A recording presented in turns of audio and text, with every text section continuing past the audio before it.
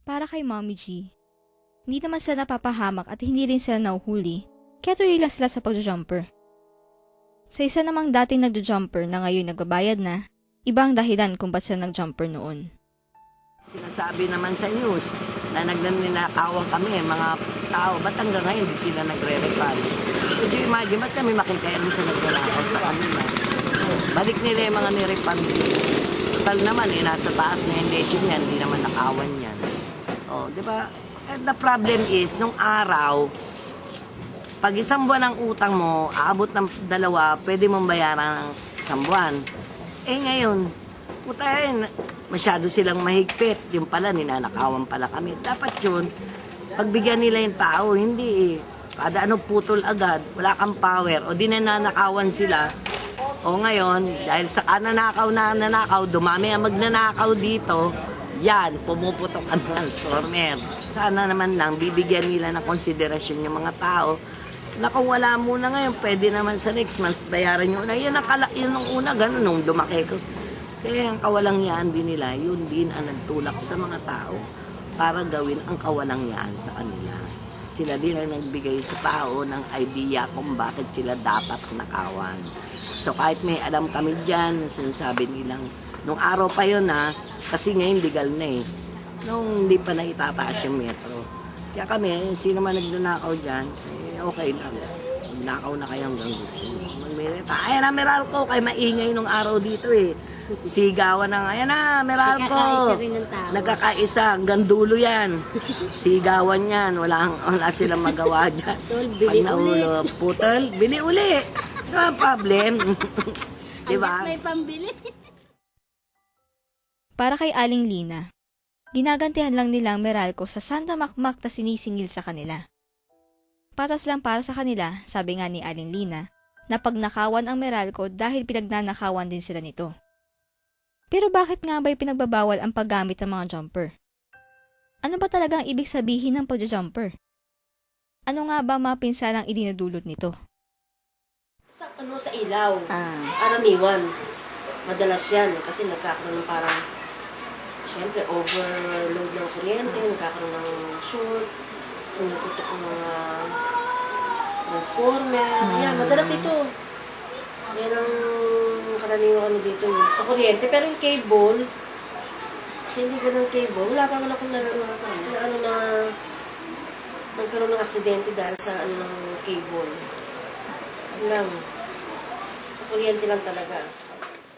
Maliban sa mga pinsalang maaaring idulot ng pag-jumper, ang paggamit ng jumper ay labag sa batas. Ang unang batas na ipinasaukol sa paggamit ng jumper ay ang Presidential Decree 401 ni Pangulong Marcos na ipinagbabawal ang pagkabit ng koneksyon ng kuryente, tubig at telepono nang walang pahintulot ng mga kumpanyang Meralco, MWSS at PLDT.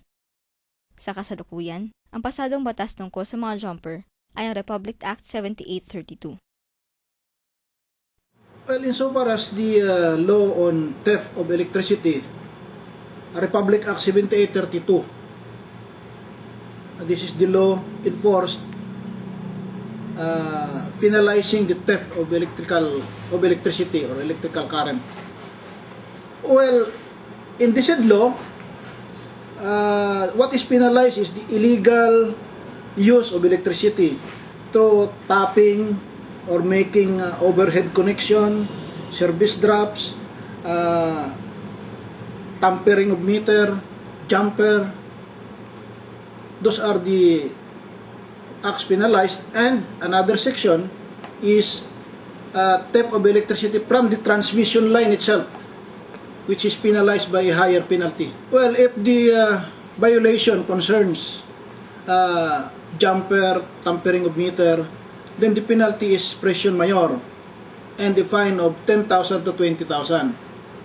But if the violation is theft of electricity from the transmission line, then the penalty is higher, which is reclusion temporal, meaning 20 years imprisonment or a fine of 50,000 to 100,000.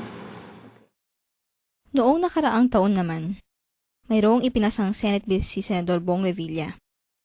Sa Senate Bill na ito, sinasabing ipinagbabawal ang iligal na pagkabit sa cable TV connection ng iba at ang pagnanakaw ng mga kable ng koneksyon. Ang mga mauhuli ay papatawan ng karampatang parusa. Sa mga batas na nabanggit, iisa lang ang tinawag sa pagja-jumper. Ito ay pagnanakaw. Kahit na malinis pa ang intensyon ng tao, kahit pa di naman niya unang naisip na mag-jumper at nabigyan na siya ng pagkakataon. Kahit na ginagantihan lang niya ang sistema, mali pa rin ang pagja-jumper.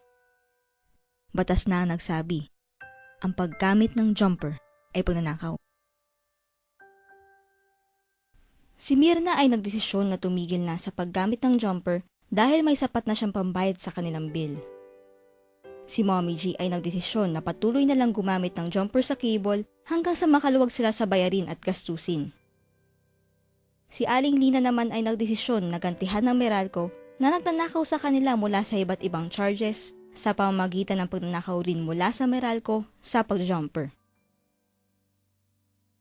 Ngunit, sa mata ng batas, ang tanging tamang desisyon ay ang hindi paggamit ng jumper. Ikaw, ano ang desisyon mo?